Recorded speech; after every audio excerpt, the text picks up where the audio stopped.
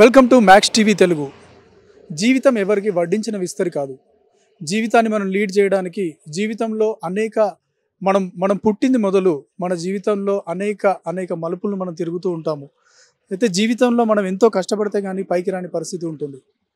అది మన శారీరకంగా అవయవాలన్నీ సక్రమంగా ఉన్న వాళ్ళ పరిస్థితి ఇలా ఉంటే, దేవుడు ఇచ్చిన శాపము వరము అంగవైకల్యంతో పుట్టిన వాళ్ళ పరిస్థితి ఏంటి?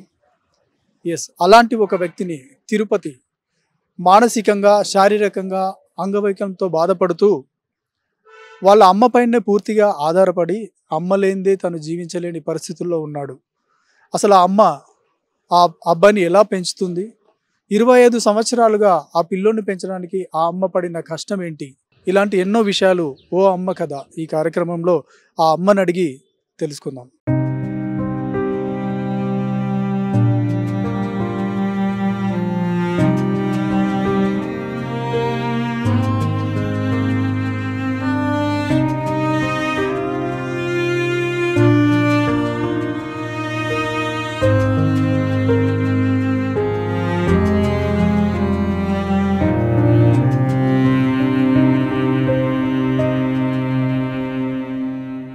నమస్తే అమ్మా. నమస్తే అన్న. ఎక్కడమ్మా? ఏ ఊరు మీది? అదా వరంగల్. వరంగల్లో ఎక్కడా? అది మా అత్తగారు చిన్న కొడపాక, మా అమ్మగారు ఊరేమో కటాసుపురం నేరేడుబెల్లి. ఇండ్లల్లో పని చేయను, నాకు చేత కాకుండా బాబుని పట్టుకొని బతుకుతున్నాం. సీసలు బాటలు ఏరుకొని బతుకుతున్నా. నాకు ఆధారం ఏది లేదన్నా, జాగ లేదు, భూమి లేదు, ఇల్లు లేదు, ఏది లేదన్నా.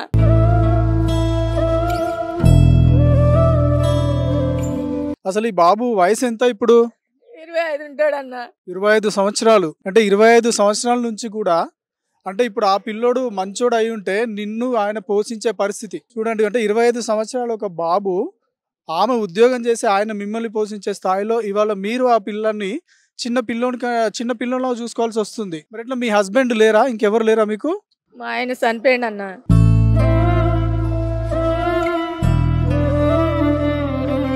ఎప్పుడు ఎన్ని రోజులు అవుతుంది? 3 నెలలు అయితే మళ్ళీ సంవత్సరం అవుతుంది అన్న. ఎట్లా అసలు ఎందుకు ఇట్లా అయింది? చిన్నప్పటి నుంచి ఇట్లానా ఈ పిల్లోడు, లేకుండా ఇట్లా మధ్యలో వచ్చిందన్న. మధ్యలో అంటే పుట్టినప్పుడు ఇట్లా లేడా? పుట్టినప్పుడే మంచిగానే ఉన్నాడు. ఆంబాడతారు పిల్లలు, చిన్న పిల్లలు ఆంబాడతారు చూడు. అవును. పోలి 2 సూదులు పడక 2 సూదులు పడ్డాయి, ఒక్క సూదికి అట్లా వచ్చింది. అంటే ఏదైనా వ్యాక్సిన్ రియాక్షన్ అయిందా? ఇట్లా పోలియో వల్లనే పోలియో వచ్చింది. అంటే చిన్నప్పుడు పోలియో టీకా ఏమి ఇప్పించలేదా? 2 సూదులు పడ్డాయి, ఒక్క సూదికి అట్లా అయ్యిండు. అంటే వ్యాక్సిన్ రియాక్షన్ వల్ల ఇట్లా అయింది. అంటే ఏ ఏజ్ లో జరిగింది ఇదంతా? చిన్నప్పుడు. అంటే బతుకు తెరువు ఎట్లా? ఆధారం ఏంటిది? ఏం పని చేస్తుంటావు నువ్వు? ఒక అమ్మ, తెలిసిన అమ్మ నెలలకు బియ్యం వేస్తుంది అన్న, కూరగాయలు బియ్యం వేస్తుంది. దాని గురించి బతుకుతున్నాం అన్న. అవి బాటలు ఆ సీసలు ఏరుకొని అమ్ముకుంటా ఇట్లా బతుకుతున్నాం అన్న. కాదమ్మా, మరి మీకు ఎప్పుడు బాధ అనిపేది? ఇప్పుడు మీరు బాగున్నారు, మీరు పని చేస్తున్నారు, ఆయనను పోషిస్తున్నారు.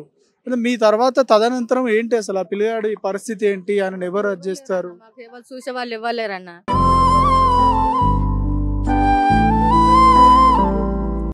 వీడు హోటల్ కాడికి ఆడుకుంటాడన్న. ఆడుకొని వస్తాడు, 100-200 పట్టుకొచ్చుకుంటాడు. నాకు ఇస్తాడు కూరగాయలు, దానికి దీనికి అవసరం అయితే అన్న. అంటే ఇక్కడ ఎప్పటి నుంచి ఉంటున్నారు మీరు? ఇదేనా మీరు ఉండేదంతా? ఉండి ఇక్కడ 35 సంవత్సరాలు ఉండి. 30 సంవత్సరాల నుంచి ఇదే గుడిసెలు ఉంటున్నారా?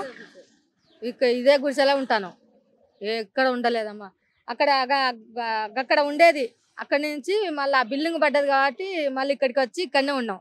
30 సంవత్సరాల నుంచి ఇక్కడనే ఉన్నాం. అంటే మీరు ఇప్పుడు ఇదంతా ఈ స్క్రాప్ తీసుకొస్తారా? ఈ చెత్త ఏరుకొని బాటిల్స్ ఏరుకొచ్చుకొని ఇక కుప్ప పెట్టుకొని మళ్ళీ అమ్ముకొని ఏదో పైసా వస్తే ఏదో బియ్యం కూరగాయలు కొనుకొచ్చుకొని తింటాం. అట్లా ఎంత పైసలు వస్తాయమ్మా ఇవన్నీ మీరు చేస్తే? అంటే నెలకి ఇంత సంపాదన అనేది ఉంటుంది కదా, ఎంత డబ్బులు వస్తాయి? మీరు జీవించడానికి మీకు ఎంత ఖర్చు అవుతుంది? అసలు ఈ మీరు వచ్చే చిన్న అమౌంట్ తోటి ఇతని మెడిసిన్స్ ఏమైనా వాడతారా పిల్లోడికి? లేదా, లేదు, అన్ని ముదిరిపోయినాయి, అన్ని వాడతలేము. ఏ మందు లేదు, వాడేది లేదు. ఇక మాటలు వస్తాయా? అమ్మ అంటాడు, డాడీ అంటాడు, అక్క అంటాడు, అన్ని గవే మాటలు వస్తాయి. పేరేం పేరు? అంటే నవ్వుతా ఉంటాడు. ఏం పేరు ఈయనది? తిరుపతి. తిరుపతి. హాయ్, ఏం పేరు? నీ పేరేం పేరు? నీ పేరు తెలీదా? అన్నం తిన్నావా? ఏం కూర? చియా చీయకూర. చీయకూర అంటే ఏందమ్మా? నాన్ వెజా? మటన్ అంటాడు. మటనా? మటన్. నీ భాషలో మటన్ని చీయకూర అంటావా? రోజు అమ్మ తినిపిస్తుందా, నువ్వు తింటావా? అమ్మ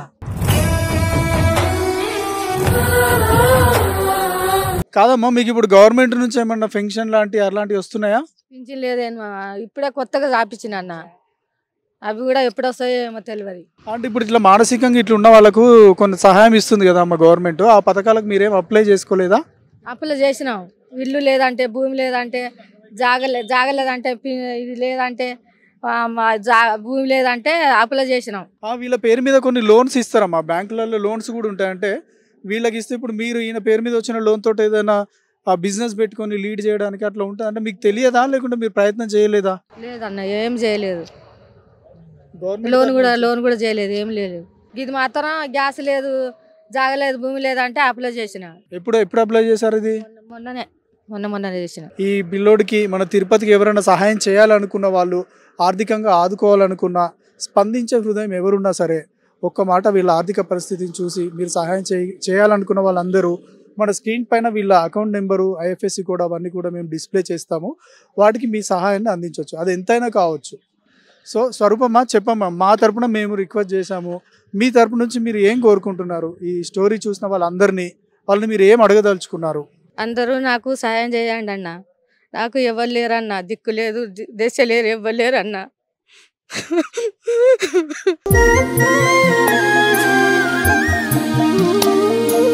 మమ్మల్ని చూసే వాళ్ళు ఎవరు లేరు, ఏదో దిక్కు దేశ లేకు, ఎవరు లేరు.